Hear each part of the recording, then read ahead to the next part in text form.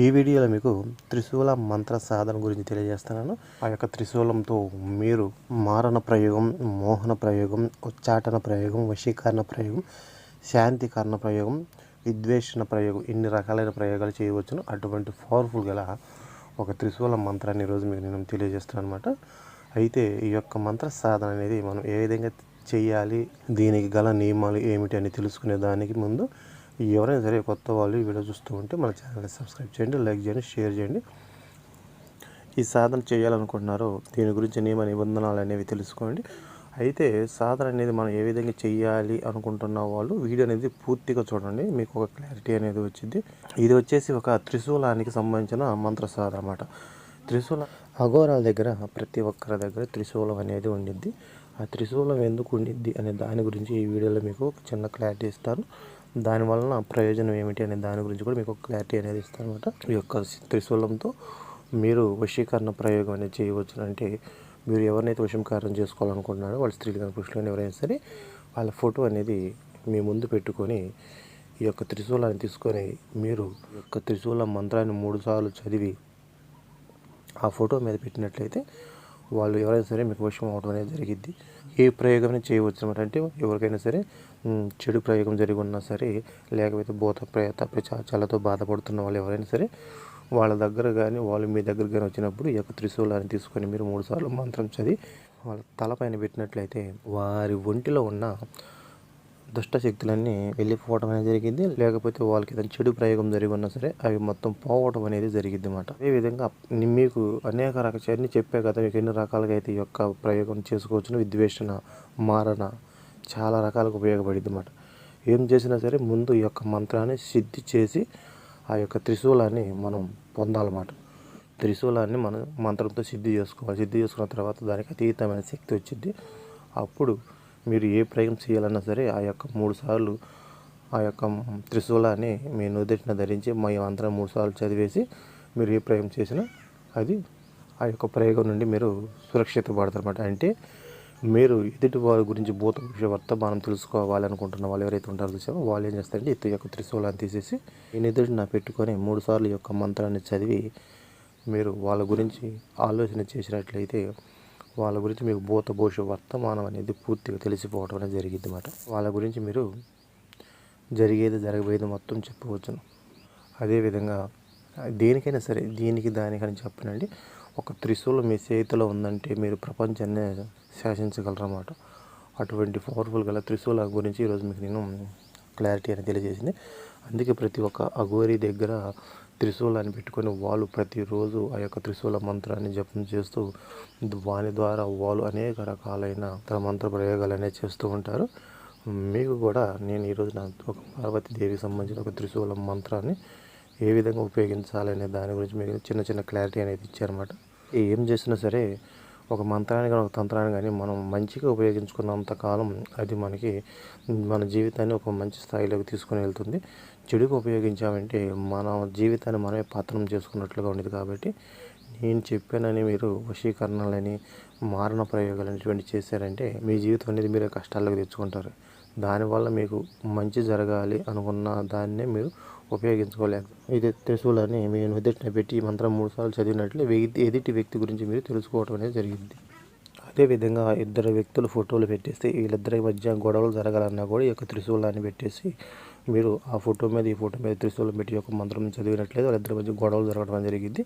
ప్రతి ఒక్క దానికి ఈ యొక్క త్రిశూలం అనేది ఉపయోగించుకోవచ్చు, కానీ మంచిగా ఉపయోగించుకోండి, మీకు మంచి ఫలితాలు వస్తాయి అన్నమాట. అయితే ఈ యొక్క సాధన అనేది మనం ఏ విధంగా చేయాలి అంటే ఇత్తడి త్రిశూలం అనేది తెచ్చుకోండి. ఒక 12 అంగుళాలు లేకపోతే 18 అంగుళాలు ఉండే ఒక చిన్న త్రిశూలం అనేది తెచ్చుకోండి అన్నమాట. తెచ్చుకున్న తర్వాత మీరు ఏం చేస్తారంటే ఈ యొక్క సాధన వచ్చేసి మీరు శుక్లపక్షం కృష్ణపక్షంలో చేయాలి. అంటే నెలలో 15 రోజులు శుక్లపక్షం వచ్చింది, 15 రోజులు కృష్ణపక్షం వచ్చింది అన్నమాట. ఇప్పుడు మీరు ఏం చేస్తారంటే శుక్లపక్షం కానీ కృష్ణపక్షం కానీ ఏదైనా సరే సోమవారం రోజున ఈ యొక్క సాధన అనేది మొదలు పెట్టాలి. దాంట్లో అయినా సరే దీంట్లో అయినా సరే సోమవారం రోజున మొదలు పెట్టాలి. సోమవారం రోజున మీరు ఏం చేస్తారంటే ఈ యొక్క సాధన వచ్చేసి మీరు గుడిలో అయినా చేసుకోవచ్చును, లేకపోతే శ్మశానంలో అయినా చేసుకోవచ్చును, లేకపోతే మీకు ఎటువంటి ఇబ్బంది లేదనుకుంటే మీ ఇంట్లో అయినా చేసుకోవచ్చు అనమాట. ఈ యొక్క సాధనకి మీకు వచ్చేసి సోమవారం రోజున మొదలుపెట్టమని చెప్పాను కదా. సోమవారం రోజున మొదలుపెట్టేసి మీరు ఒక ఎర్రని వస్త్రాన్ని తీసుకోండి. ఒక ఎర్రని వస్త్రం తీసుకొని మీరు ఏం చేస్తారంటే, మీరు దీనికి మామూలుగా అయితే శ్మశానం నుంచి మట్టి తీసుకొని రావాలి కాబట్టి అక్కడికి అందరూ వెళ్ళలేరు, తెచ్చుకోలేరు కాబట్టి మీ ఇళ్ళ దగ్గర ఏదైనా సరే ఈ యొక్క త్రిశూలం నిలబడటానికి మీరు మట్టి ఉంటే మట్టిని తెచ్చుకోండి. లేదు అనుకుంటే త్రిశూలానికి కింద స్టాండ్ ఉందనుకో పర్వాలేదు అనమాట. లేదు అనుకుంటే మీరు త్రిశూలం అనేది కింద పడకుండా మీరు నిలబెట్టే విధంగా చూసుకొని మీరు యొక్క సాధన అనేది చేయవలసి ఉంటుంది. ఇక్కడ క్లారిటీగానండి. త్రిశూలం తెచ్చుకుంటారు. తెచ్చుకున్న తర్వాత మీరు ఏం చేస్తారు, పూజ చేసే ముందు త్రిశూలం అనేది నిలబెట్టి మనం పూజ అనేది చేయాలి కాబట్టి అది కింద పడకుండా దాన్ని నిలబడే విధంగా ఉండే విధంగా మీరు స్టాండర్డ్ చేసుకోండి. పూజా మందిరంలో ఒక ఎర్రని వస్త్రంలో పోసి మీరు ఆ త్రిశూలాన్ని నిలబెట్టండి. నిలబెట్టి ఏం చేస్తారంటే దాన్ని మీరు అభిషేకం చేయాలి. ఒక చిన్న మంత్రంతో మీరు దానికి అభిషేకం అనేది చేయాలి. అభిషేకం ఏ విధంగా చేయాలి అంటే, మీరు ఒక లోటతో నీళ్ళు తీసుకొని త్రిశూలానికి 3 కోణాలు ఉంటాయి కదా. ఒక్కో కోణానికి మీరు ఏం చేస్తారంటే ఒక్కో కోణం మీద ఈ యొక్క మంత్రాన్ని చదువుతూ మీరు నీళ్ళతో అభిషేకం చేయాలి. 21 సార్లు ఒక్కో కోణం అయిపోయిన తర్వాత మళ్ళీ లోటాతో నీళ్ళు తీసుకొని రెండో కోణం మీద నీళ్ళు పోస్తూ మళ్ళీ ఇదే మంత్రాన్ని మళ్ళీ 21 సార్లు చదవాలి.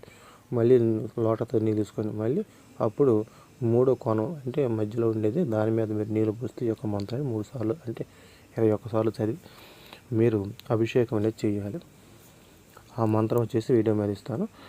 ఆ తర్వాత ఏం చేయాలంటే శుభ్రంగా అభిషేకం అయిపోయిన తర్వాత పూలతో అభిషేకం చేస్తారు కాబట్టి అక్కడ అంతా శుభ్రంగా తడిచిపోయింది కాబట్టి మీరు అభిషేకం చేసిన తర్వాత అప్పుడు ఆ యొక్క త్రిశూలాన్ని తీసేసి మీ పూజా మందిరంలో స్టాండర్డ్గా ఉండే ప్లేస్లో దాన్ని నిలబెట్టుకోండి.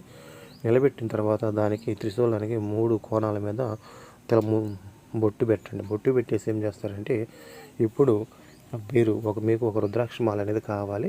ఈ యొక్క సాధనకు వచ్చేసి మీకు ఎర్రని వస్త్రాలు ధరించాలన్నమాట. అంటే ఎందుకంటే సాధనలు అనేది మనం ఎర్రని వస్త్రాలు ధరించి చేయాలి. మీకు ఒకవేళ అందరి దగ్గర ఎర్రని వస్త్రాలు లేకపోతే ఒక ఎర్రని టవల్ అయినా మీరు మీ భుజాల మీద వేసుకొని ఈ యొక్క సాధన అనేది చేయవలసి ఉంటుంది. ఏ విధంగా అయితే మీ ఇంట్లో పూజ చేసుకుంటారో అదే విధంగా కడ్డీలు వెలిగించేసి దీపం వెలిగించేసి మీరు త్రిశూలానికి సాంబ్రాణి పొగ అనేది వేసి బాగా దిట్టంగా చూపించాలి. మీ ముఖం వచ్చేసి ఉత్తరం దిక్కుగా మీరు యొక్క సాధన చేయాలంటే మీ ముఖం ఇట్లా కూర్చుంటే ఉత్తరం వైపు ఉండాలన్నమాట. ఆ విధంగా ఉండే విధంగా మీ సాధన చేయాలి. రుద్రాక్ష మాల ఒకటి తీసుకోండి. తీసుకున్న తర్వాత ఇప్పుడు మీరు ఏం చేస్తారంటే మీరు 11 మాలలు రోజుకు వచ్చేసి 11 మాలలు చేయాలంటే ఒక రోజు మొత్తం మీద 11 మాలలు చేయాలి.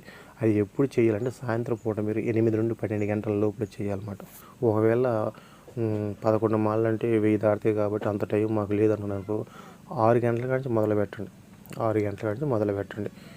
ఆ విధంగా మీరు 11 మాలలు జపం చేసిన తర్వాత మీరు ఏం చేస్తారంటే ఫస్ట్ రోజు మీరు 11 మాలలు జపం చేశారు. 10 రోజులు 11 మాలలు అంటే రోజుకు వచ్చేసి 11 మాలలు జపం 3 రోజులు సాధన చేయాలి. అయితే మంత్రం వచ్చేసి నేను మీకు వీడియో మీద ఇస్తాను. అక్కడ నుండి మంత్రాన్ని మీరు సేకరించుకోవాల్సి ఉంటుంది. మాల మీద రుద్రాక్ష మాల కావాలి. మీ ముఖం వచ్చేసి తూర్పు దిశగా ఉండాలి. కింద కూర్చోవడానికి మీరు ఏదైనా వస్త్రం కానీ లేకపోతే ఏదైనా చాపు కానీ వేసుకోండి. ఈ విధంగా ప్రతిరోజు మీరు సాధన అనేది ఈ యొక్క సాధన చేసిన తర్వాత దీనివల్ల వచ్చే ప్రయోగాలు కూడా మీకు తెలియజేశాను.